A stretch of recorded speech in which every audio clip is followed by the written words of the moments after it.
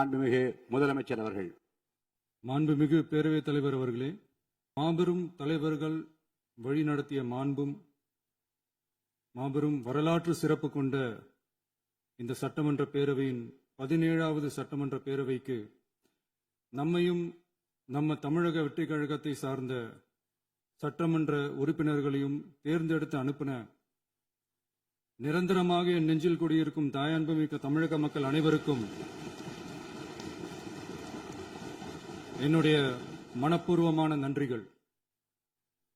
மாண்புமிகு பேரவைத் தலைவர் அவர்களே, இந்த 17வது மாமன்றத்தில் அதிகப்படியான 12 கட்சிகளை சேர்ந்த பிரதிநிதிகள் தேர்ந்தெடுக்கப்பட்டிருக்கும்.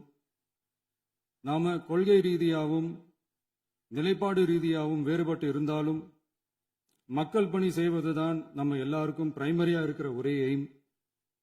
அந்த வகையில தான் நம்ம எல்லாருமே நம்ம மக்களால் அங்கீகரிக்கப்பட்டு சட்டமன்றத்திற்கு வந்திருக்கிறோம்.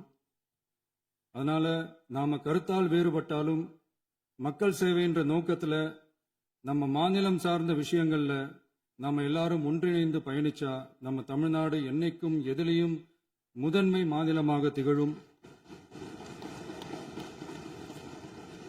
ஆளுநர் உரைக்கு நன்றி தெரிவிக்கும் தீர்மானத்தில் பேசின மாண்புமிகு உறுப்பினர்களுக்கு நன்றி. எதிர்த்து பேசினாதான் எதிர்கட்சின்னு ப்ரூவ் பண்ண முடியும்னு நினைச்சுக்கிட்டு பேசின எதிர்கட்சியை சேர்ந்த எதிர்கட்சி தலைவர் உள்ளிட்ட மாண்புமிகு உறுப்பினர்களுக்கும் வணக்கமும் நன்றியும். பதிலுரை வழங்குற அதே நேரத்தில் நம்மளை சட்டமன்ற உறுப்பினராக தேர்ந்தெடுத்த பெரம்பூர் தொகுதி மக்களுக்கு நம்மளோட நெஞ்சார்ந்த நன்றிகள். அதே மாதிரி ராஜினாமா பண்ணிட்டாலும் நம்மளை தேர்ந்தெடுத்த திருச்சி கிழக்கு மக்களுக்கும் இந்த மன்றத்தில் நம்மளோட நன்றியை பதிவு செய்கிறோம். அப்புறம் நம்மளோட அரசியல் பயணத்தை பத்தியும் கொஞ்சம் பதிவு செய்ய விரும்புகிறோம். நாம ஏதோ ஷூட்டிங்ல இருந்து நேரா வந்து சிஎம் ஆன மாதிரியே சில பேர் ஒரு இமேஜ் கிரியேட் பண்றாங்க. அவங்களுக்கு அவங்க ஆசைப்படுற லாங்குவேஜ்லயே சொல்றோம், அது வெறும் ரீல் தான், ரியல் கிடையாது. ஒரு சாதாரண நடிகனாக நம்ம கெரியர் தொடங்குச்சு. அப்புறம் அப்படியே சின்சியரா உழைச்சி மேல வந்தோம். நம்ம கெரியர்ல நாம மேல வந்ததுக்கு இந்த விஜய் ஒருத்தன் மட்டுமே காரணம் இல்லை, அவனோட உழைப்பு மட்டுமே காரணம் இல்லை. இந்த விஜயோட உழைப்புக்கும் உயர்வுக்கும் பின்னாடி இருக்கிற ஒட்டுமொத்த தமிழ்நாட்டு மக்களோட அன்பும் அரவணைப்பும் தான் காரணம். ஒவ்வொரு வீட்டில் இருக்க ஒவ்வொருத்தரும் நம்மள அவங்க வீட்டில் ஒருத்தனா ஏத்துக்கிட்டது தான் நமக்கு கடவுளும் மக்களும் தந்த மிகப்பெரிய வரம். அதுக்காகவே கடவுளுக்கு சமமான நம்மளோட சொந்தங்களான தமிழக மக்கள் அனைவருக்கும் மீண்டும் மீண்டும் நன்றி. இப்படி நம்மள தாயன்போடு அள்ளி அரவணைச்ச தமிழ்நாட்டு மக்களுக்கு நாம் எப்படியெல்லாம் துணையாக இருந்தோம், எப்படியெல்லாம் மக்களோட மக்களா இருந்தோம்னு சொல்றேன். 1990ஸ்லயே ரசிகர் மன்றமா இருந்தப்பவே மக்களுக்கு துணையா நிற்க ஆரம்பிச்சோம். அதுக்கப்புறம் நற்படி மன்றமாகவும் அதுக்கப்புறம் விஜய் மக்கள் இயக்கமாகவும் மாறி மக்களோட மக்களா நின்றுகிட்டு இருந்தோம். 2008 ஈழத் தமிழருக்கு ஆதரவா உண்ணாவிரதம் போராட்டம் செஞ்சோம். போர் முடிவுக்கு வரணும், நம்ம தொப்புள் கூடிய உறவுகளான ஈழத் தமிழர்களுக்கு பாதுகாப்பான நிம்மதியான ஒரு வாழ்வு கிடைக்கணும்னு அன்னைக்கே கோரிக்கை வச்சோம். 2009 ஆரம்பிச்ச விஜய் மக்கள் இயக்கம் வழியா நம்மளோட மக்கள் நல பணிகளை எக்ஸ்டெண்ட் அண்ட் எக்ஸ்பேண்ட் பண்ணிக்கிட்டே வந்தோம். கல்விக்கு துணையா இருந்தோம், சோசியல் சர்வீஸ் செஞ்சோம், வெள்ள நிவாரணத்துல துணையா இருந்தோம், கொரோனா காலத்துல மக்களுக்கு தோள் கொடுத்தோம். விலையில்லா விருந்தகம், குருதியகம், முட்டைப்பால் ரொட்டி திட்டம், விழியகம், பயிலகம், நூலகம், இப்படி பல வழியில மக்களுக்கு துணையா இருந்தோம். அப்புறம் நம்மளோட திரைப்படங்கள்ல நம்மளால முடிஞ்ச வரைக்கும் ஊழல் எதிர்ப்ப சொன்னோம், சமூக நீதியை சொன்னோம், கல்வியை பத்தி சொன்னோம், அரசியலை பத்தி சொன்னோம். அரசியலை பத்தி பேசுனதுனால நம்ம படங்கள் சந்திச்ச இதுவரைக்கும் சந்திக்கிற பிரச்சனையை பத்தி எல்லாருக்குமே தெரிஞ்சதுதான். இது மட்டும் இல்லாம 2011 நாகப்பட்டினத்துல மீனவர் பிரச்சனைகளுக்கு ஆதரவா ஒரு பெரிய பொதுக்கூட்டம் நடத்தினோம். மீனவர்கள் மீதான தாக்குதலை கண்டிச்சு பேசி அதுல நம்மளோட எதிர்ப்பை பதிவு செஞ்சோம். 2017 ஜல்லிக்கட்டு போராட்டத்தில் தமிழர் பண்பாட்டு உரிமைக்கான நம்மளோட ஆதரவை தெரிவிச்சோம். 2018 ஸ்டெர்லைட் போராட்டம், துப்பாக்கி சூட்ல பாதிக்கப்பட்ட நம்ம சொந்தங்களை நேர்ல சந்திச்சு ஆறுதல் சொன்னோம். 2021 உள்ளாட்சி தேர்தலில் விஜய் மக்கள் இயக்க வேட்பாளர்கள் போட்டியிட்டு ஜெயிச்சாங்க. கல்வி விருது விழா நடத்தி சிறந்த மதிப்பெண் பெற்ற மாணவ மாணவிகளுக்கு ஊக்கத்தொகையும் பரிசும் கொடுத்தோம். 2024ல தமிழக வெற்றி கழகத்தை ஆரம்பிச்ச உடனேயே CAA-வை எதிர்த்து அறிக்கை விட்டோம். அரசியல் கட்சி ஆரம்பிச்சு விழுப்புரம் மாவட்டத்தில் விக்கிரவாண்டியில நம்மளோட முதல் மாநில மாநாட்டிய வெற்றி கொள்கை திருவிழாவை நடத்தினோம்.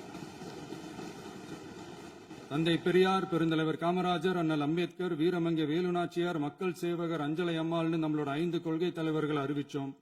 இந்தியாவிலே 2 பெண் ஆளுமைகளை கொள்கை தலைவர்கள் அறிவிச்ச ஒரே கட்சி நம்ம டிவிக்கு மட்டும்தான் என்ற பெருமையோடு அறிவிச்சோம். பெரியார் சொன்ன மாதிரியே அவர் சொன்னதுல நமக்கு ஏற்புடையதை மட்டும் எடுத்துக்கிட்டோம். அவரோட கடவுள் மறுப்பு கொள்கையில நமக்கு உடன்பாடு இல்லைன்னு ஓப்பனா அறிவிச்சோம். நமக்கு கடவுள் நம்பிக்கை உண்டுன்னு அறிவிச்சோம். யாரோட நம்பிக்கைக்கும் நாம் எதிரானவங்க இல்லைன்னு தெளிவா அறிவிச்சோம். பெண் கல்வி, பெண்கள் முன்னேற்றம், சமூக சீர்திருத்தம், சமூக நீதி, இப்படி பெரியாரோட கருத்துக்களை நிறையவே ஏத்துக்கிட்டோம்னு அறிவிச்சோம். அண்ணல் அம்பேத்கரோட சம வாய்ப்பு, சமநீதி, சமத்துவத்தை ஃபாலோ பண்ணுவோம்னு அறிவிச்சோம். பெருந்தலைவர் காமராஜரோட மதச்சார்பின்மையை ஏத்துக்கிட்டதோட அவரோட நேர்மையான நிர்வாகத்தையே ஒரு கொள்கையா ஏத்துக்கிட்டோம்னு அறிவிச்சோம். வீரமங்கை வேலு நாச்சியாரோட மண் மீட்பையும் சமூக நல்லிணக்கத்தையும் பின்பற்றுவோம்னு அறிவிச்சோம். மக்கள் சேவகர் அஞ்சலை அம்மாளோட விடுதலை வேட்கையையும் மக்களோட வாழ்வாதாரத்துக்காக உறுதியாக நிற்கிறதையும் பின்பற்றுவோம்னு சொன்னோம். எல்லாருக்கும் எல்லாமும் கிடைக்கணும், எம் மதமும் நம் மதம்னு சொல்லி மதச்சார்பற்ற சமூக நீதி தான் நம்ம கொள்கைன்னு அறிவிச்சோம். நம்ம கொள்கை எதிரி யாரு, அரசியல் எதிரி யாருன்னு ஓப்பனா அறிவிச்சோம். எல்லாத்துக்கும் மேல பிறப்புக்கும் எல்லா உயிருக்கும்ன்றத நம்மளோட அடிப்படை அரசியல் கோட்பாட்டா அறிவிச்சுட்டு தான் அரசியலுக்கே வந்தோம். நம்ம மதுரை மாநாட்டில் நம்மளோட தேர்தல் அரசியல் மற்றும் ஆட்சி அதிகார அரசியல் வழிகாட்டியா அறிஞர் அண்ணாவையும் புரட்சி தலைவர் எம்ஜிஆரையும் ஏத்துக்கிட்டதா அறிவிச்சோம். அப்புறம் இன்னனையும் நாம இங்க பதிவு செஞ்சே ஆகணும். எல்லாரும் கட்சி ஆரம்பிச்சுட்டு தான் ஒவ்வொரு வீட்டுக்குள்ளேயும் போவாங்க. ஆனா நாம ஒவ்வொரு வீட்டுக்குள்ளேயும் போனதுக்கு அப்புறம் தான் கட்சியவே ஆரம்பிச்சிருக்கிறோம். ஒவ்வொரு வீட்டுல ஒவ்வொருத்தரும் நம்மள அவங்க பிள்ளையா, மகனா, அண்ணனா, தம்பியா ஏத்துக்கிட்டதும் இயல்பா நடந்துச்சு. தமிழ்நாட்டு மக்களோட மனசுக்குள்ள போறதுக்கு நாம பட்ட பாடு நமக்கு மட்டும்தான் தெரியும். இதெல்லாம் புரிஞ்சாலும் புரியாத மாதிரி இருக்கிறவங்க தான் நம்மள நடிகன் என்று சொல்லியும் நம்ம கட்சிய நடிகன் கட்சின்னு சொல்லியும் சில நக்கல், நையாண்டி இதெல்லாம் பேசுவாங்க. அதை பத்தி நமக்கு கவலை இல்லைன்னு. இப்படி நம்ம அரசியல் பயணம் ரொம்ப டிரான்ஸ்பரண்டா தான் ஆரம்பிச்சிருக்கு. இந்த 2026 தேர்தலில் கூட்டணியே இல்லாமல் தனியா நின்னோம். மக்கள் நம்மள தெளிவா புரிஞ்சுகிட்டதாலையும் நம்ம டிவிகே தோழர்களோட உழைப்பாலையும் நாம 35% வாக்குகளை வாங்கினோம். 1,72,00,000 வாக்குகளோட தமிழ்நாட்டிலேயே தனி பெரும் கட்சியா வந்தோம். தமிழக மக்களாலையும் நம்மளோட ஆதரவு இயக்கங்களாலையும் இதோ இன்னைக்கு இங்க நம்ம டிவிகே ஆளும் கட்சியா உட்கார்ந்திருக்கிறோம். இந்த ஆளும் கட்சியா ஆனதும் அவ்வளவு சாதாரணமாலாம் நடந்துடல. 2.25 வருஷத்துல ஆட்சிக்கு வந்துட்டீங்கன்னு ரொம்ப கிண்டலா கேலியா சிலர் பேசுறாங்க. எங்களோட இந்த 2.25 வருஷ டிராவல்ல எவ்வளவு வலியும் வேதனையும் இருக்குது. நம்மளோட மக்கள் சந்திப்புக்கே அவ்வளவு இடையூறு, அவ்வளவு தடைகள், ஊர் உலகத்துல யாருக்கும் இல்லாத ஒன்னா நமக்கு மட்டுமே தனியா ஸ்பெஷலா எக்ஸ்க்ளூசிவா நிறைய நிபந்தனைகள், நெருக்கடிகள், கட்டுப்பாடுகள், நம்மளை சந்திக்க வர்ற மக்களுக்கு சரியான பாதுகாப்பு இல்லாம, நம்ம கூட்ட நிகழ்ச்சிக்கு போதுமான பாதுகாப்பு இல்லாமன்னு இன்னும் வெளியே சொல்ல முடியாத நிறைய சூழ்ச்சிகள் எல்லாத்தையும் தாண்டி தான் நாம் இந்த இடத்துக்கு வந்திருக்கிறோம்.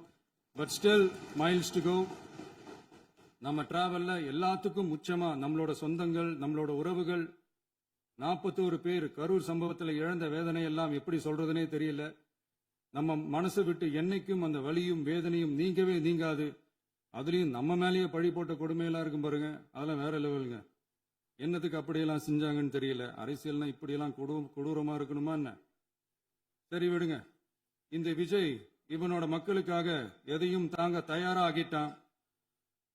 இவ்வளவு பெயின்ஃபுல்லான நம்ம பொலிட்டிக்கல் டிராவல்ல நம்மளோட மிகப்பெரிய ஆறுதலும் பலமும் என்ன தெரியுமா?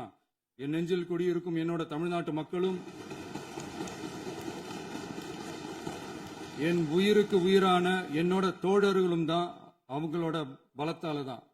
அன்னைக்கு 1967ல முன்னாள் முதல்வர் மாண்புமிகு அறிஞர் அண்ணா அவர்கள் தலைமையில் அமைஞ்ச சாமானியர்களோட ஆட்சி மாதிரி 1977ல முன்னாள் முதல்வர் மாண்புமிகு புரட்சித் தலைவர் எம்ஜிஆர் அவர்கள் தலைமையில் அமைஞ்ச மிக சாமானியர்களோட ஆட்சி மாதிரி இதோ இன்னைக்கு அதே வரிசையில 2026 சட்டமன்ற தேர்தல்ல இந்த விஜயோட தோழர்கள் இடம்பெற்ற ஒரு மிக மிக சாமானியர்களின் ஆட்சி அமைஞ்சிருக்கு.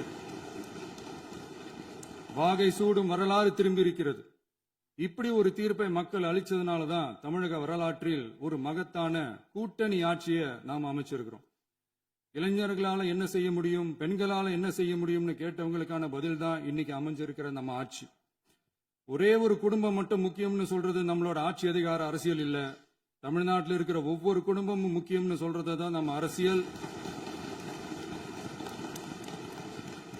நம்மளோட ஆட்சி அதிகாரம் அதான் நம்மளோட மனசாட்சி உள்ள மக்களாட்சி.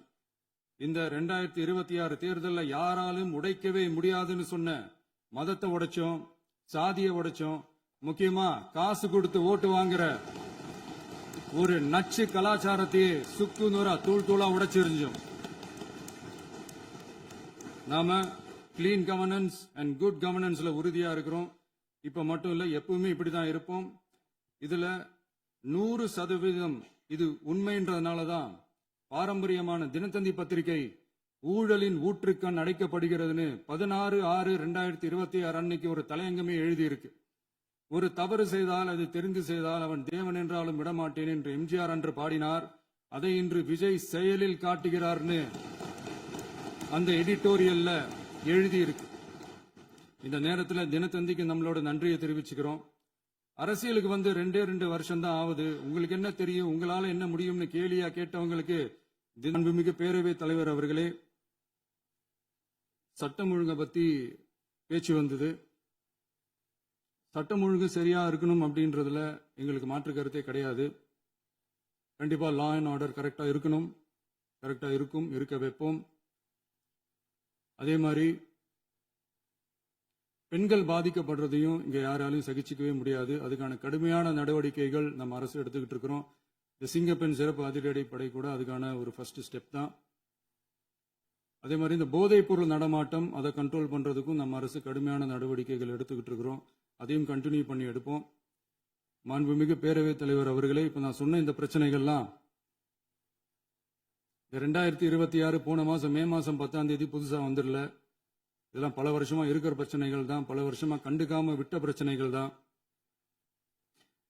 இன்னைக்கு வந்து எதிர்கட்சிக்காரங்க அதை பத்தி கேட்கும் போது எனக்கு வந்து அது அக்கறையா தெரியல, அவதூறு அரசியலா தான் தெரியுது, பழி போட்ட அரசியலா தான் தெரியுது. இப்படி அவதூறு பழி போடுறவங்களை பார்த்து ஒன்னே ஒண்ணுதான் கேட்கணும்னு தோணுது. கடந்த 9-10 மாசமா நம்ம ஸ்டேட்ல சட்டம் ஒழுங்கு டிஜிபியே இல்ல. சட்டம் ஒழுங்கு டிஜிபியை போடுங்கன்னு சொல்லி எல்லாம் ஓஞ்சி போயிட்டோம்.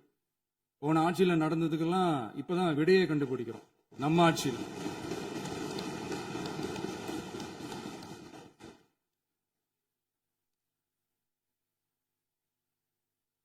இந்த போதைப் பொருள் நடமாட்டம் எல்லாம் தாறுமாறா அப்படியே பரவி கொட்டி கிடக்குது.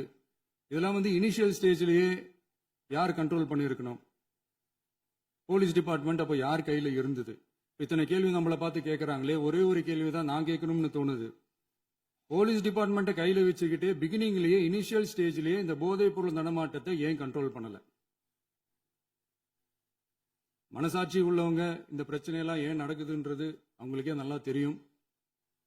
இன்னைக்கு வந்து சட்டம் ஒழுங்கை பத்தி கேள்வி கேட்கக்கூடாதா அப்படின்னா தாராளமா கேட்கலாம். இது ஜனநாயக அரசு, மன்னராட்சி எல்லாம் கிடையாது, மனசாட்சி உள்ள மக்களாட்சி. அதனால கேள்வி கேட்கலாம், எல்லாருக்கும் எல்லா உரிமையும் உண்டு. விமர்சனம் செய்யலாம், எல்லாருக்கும் எல்லா உரிமையும் உண்டு. ஆனா நம்ம ஆட்சியில என்ன நடவடிக்கைகள் எடுத்திருக்கோன்றது தெரிஞ்சுக்கிட்டு அதுக்கு ஏற்ற மாதிரி ஒரு நடுநிலையா பேசுனீங்கன்னா கொஞ்சம் நல்லா இருக்கும். சட்டம் ஒழுங்கை பத்தி யாருக்கு என்ன யோசனை இருந்தாலும், மக்கள் நலனுக்காக யாருக்கு என்ன யோசனை இருந்தாலும் அதை தாராளமாக சொல்லலாம். நம்ம அரசு அது காது கொடுத்து கேட்கும். ஆனா நம்ம அரசினுடைய நிர்வாகத்திறன் அதை பத்தி பேசுறவங்களுக்கு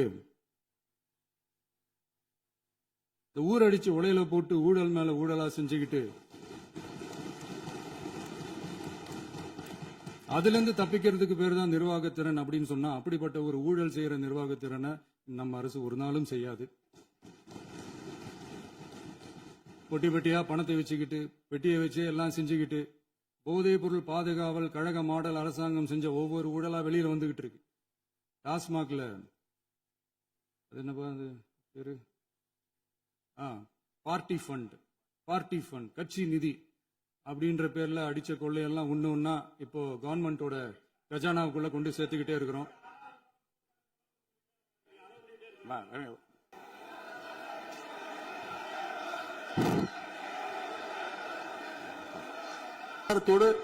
எதையும் பேசுங்க இங்க.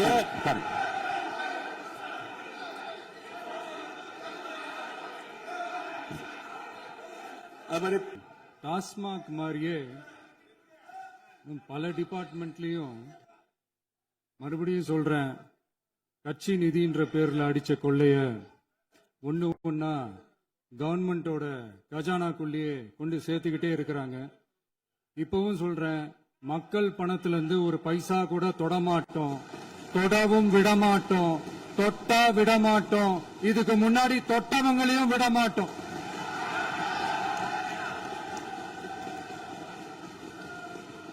ஒவ்வொரு ஊழலா வெளியில வரும் போலயே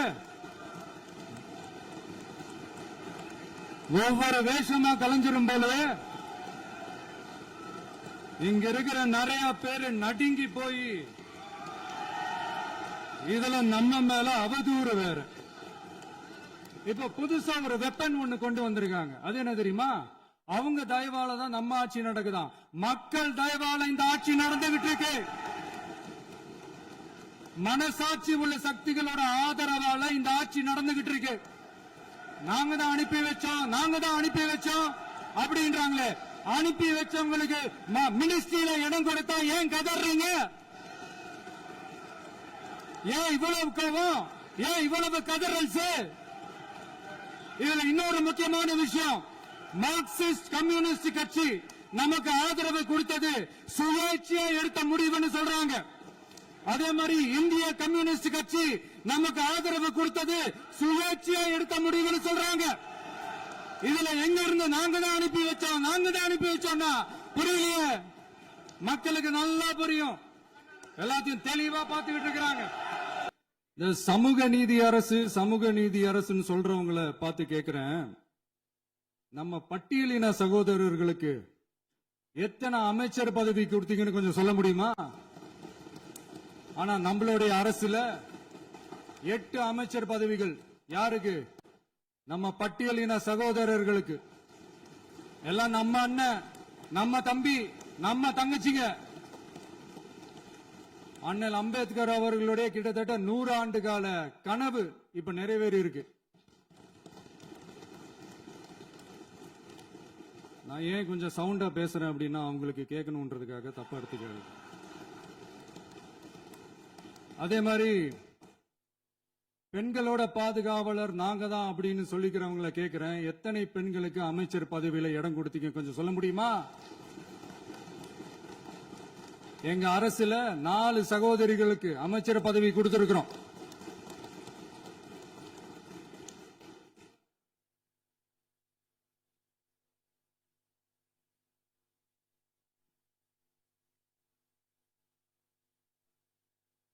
அதனால மக்களால் நிராகரிக்கப்பட்டு மக்களால் அகற்றப்பட்டவங்களுக்கு ஒண்ணு சொல்லிக்கிறோம், தப்பே செய்ய மாட்டோம், ஊழலே செய்ய மாட்டோம், நேர்மையா தான் இருப்போம், நியாயமா தான் இருப்போம் அப்படின்னு சொல்றவங்களால மட்டும்தான் கூட்டணி ஆட்சி அமைக்க முன்வரும். ஆட்சியிலையும் பங்கு, அதிகாரத்திலையும் பங்கு கொடுக்க முன்வரும். ஊழல்லையே ஊறி போனவங்களால இந்த கூட்டணி ஆட்சியோ ஆட்சியிலையும் பங்கு அதிகாரத்திலையும் பங்கு கொடுக்க முன்வராது. மெஜாரிட்டி இருந்தாலும் தரமாட்டாங்க, மெஜாரிட்டி இல்லனாலும் தரமாட்டாங்க. கேட்டா ரெடிமேடா ஒரு பதில் ஒண்ணு வச்சிருப்பாங்க, கூட்டணி ஆட்சியை மக்கள் விரும்ப மாட்டாங்கன்னு. அதே மக்கள் தான் இப்ப அவங்கள பார்த்து சிரிக்கிறாங்க. நான் பதவி ஏத்த அன்னைக்கு கொஞ்சம் டைம் அவகாசம் கேட்டேன். எதுக்கு கேட்டேன்? நிதி நிலைமை எல்லாம் கொஞ்சம் மோசமா இருக்குது, அதெல்லாம் கொஞ்சம் சரி செஞ்சுக்கிட்டு படிப்படியா கொஞ்சம் கொஞ்சமா நான் கொடுத்த வாக்குறுதிகள்லாம் செயல்படுத்துவேன், அதுக்காக கொஞ்சம் டைம் அவகாசம் கேட்டேன். நான் ஏதோ வேற எதுக்காகவோ வேற யாருக்காகவோ ஏதோ அவகாசம் கேட்ட மாதிரி. அடுத்து இங்க சபையில இல்லாதவங்களை பத்தி பேச வேண்டாம்னு நினைக்கிறேன்.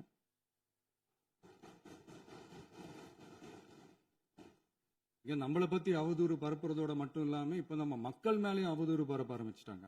மக்கள் நமக்கு ஓட்டு போட்டது தப்பான், குடும்பம் குடும்பமா நமக்கு ஆதரிச்சது தப்பான். இது இப்ப இல்ல, நான் சொல்றது எம்ஜிஆர் அவர்கள் காலத்திலிருந்தே. அப்பவே அவர் ஜெயிச்சப்போ அதே மக்களை தப்பு தப்பா பேசுறது. மக்கள் என்ன பண்ணிட்டாங்க, எம்ஜிஆர் என்ன பண்ணிட்டாரு, எம்ஜிஆர் என்ன இது பண்ணிட்டாரு. 50 வருஷமா ஒரே டெக்னிக்கா.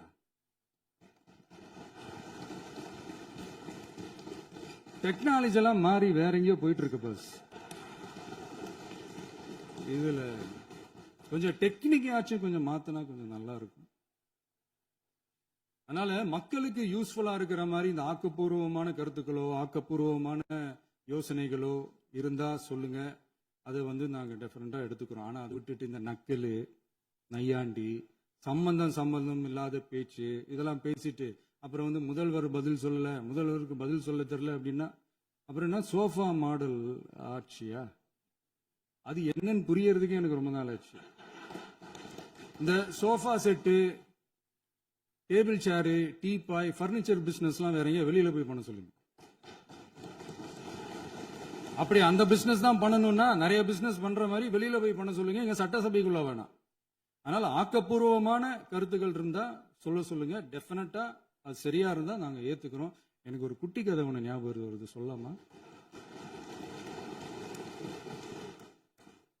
ஒரு ஊர்ல ஒரு பெரியவர் வெயில் ரொம்ப ஜாஸ்தியா இருக்குன்னு சொல்லிட்டு கண்ணுக்கு மேல கை வச்சுக்கிட்டு இப்படி சுத்தி முத்தி தேடிக்கிட்டு இருந்தாராம். அப்ப கூட இருந்த ஒரு சின்ன பையன் என்ன தேடுறீங்க அப்படின்னு கேட்டானா. அதுக்கு அந்த பெரியவர் சொன்னாரா, அது ஒண்ணு இல்ல தம்பி, உங்க அப்பா இங்கதான் இருப்பாருன்னு சொன்னாங்க, அதான் தேடிக்கிட்டு இருக்கேன். எங்க உங்க அப்பாவையா காணோம்?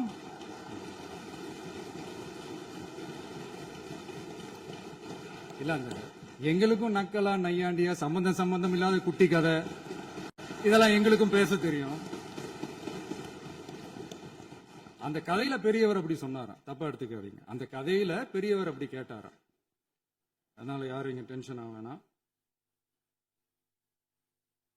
அதனால இன்னொரு இந்த என்னுடைய உரையை முடிக்கிறதுக்கு முன்னாடி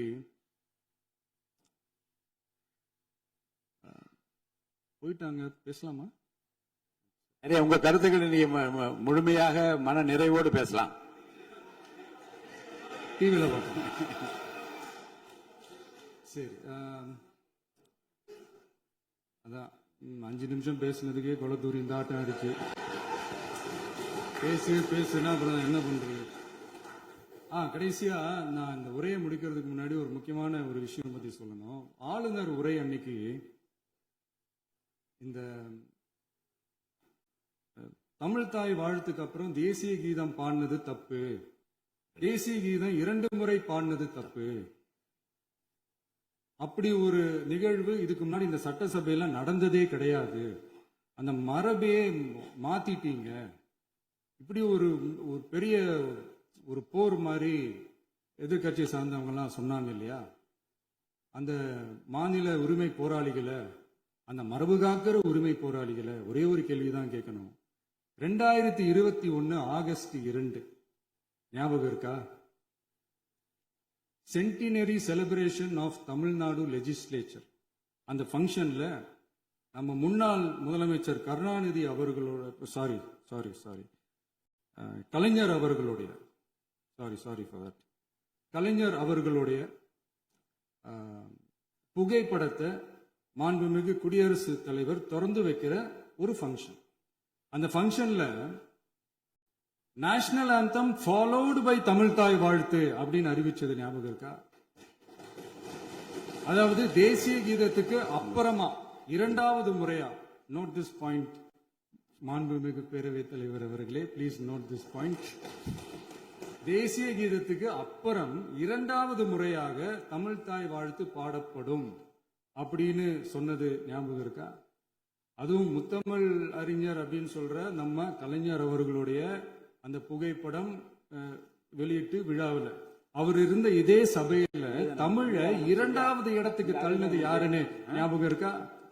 அது மட்டும் இல்ல, அந்த தேசிய கீதத்தை நாட்டுப்பண் நேஷனல் ஆந்தம்னு சொல்லி அதே ஃபங்க்ஷன்ல கடைசியா ஃபங்க்ஷன் முடியும் போது செகண்ட் டைம் தேசிய கீதம் பாடினதும் ஞாபகம் இருக்கா? இதே அவையில் தான் அது அவை குறிப்பிலும் இருக்கிறது. இதே அவையில் தான் நடைபெற்றது. இந்த தக்க புக்ல நேரத்தில் இந்த ஆதாரங்களை அளித்த மாண்பு முதல்வர்களுக்கு நன்றியை தெரிவித்துக் கொள்கிறேன். டவுட் இருந்தா இந்த புக்கை பார்த்து தெரிஞ்சுக்கலாம். அதனால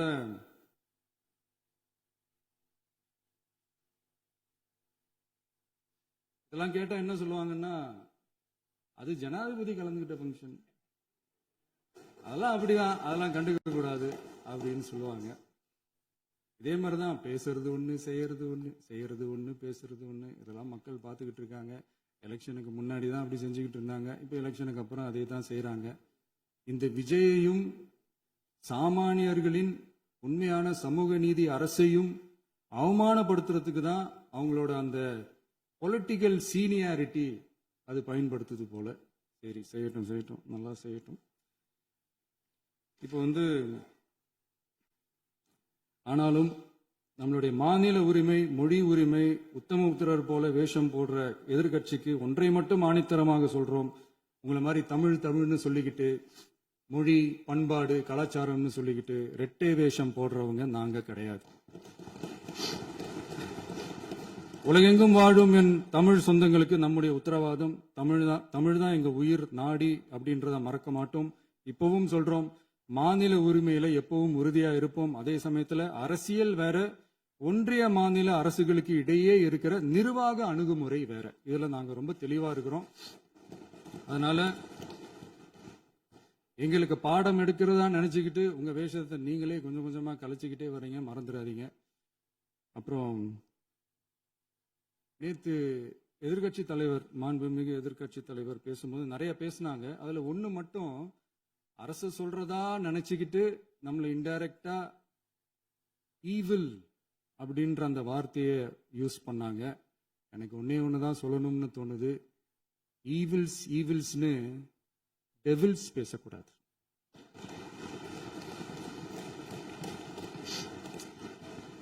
அவங்க இருந்திருந்தா ஒரு ஆக்ஷன் பண்ணணும்னு எனக்கு தோணுச்சு. எல்லாரும் போயிட்டாங்க. இல்ல, பர்மிஷன் பண்ணலாமா? இப்பவும் பண்ணலாம், ஒண்ணும் தப்பு இல்ல.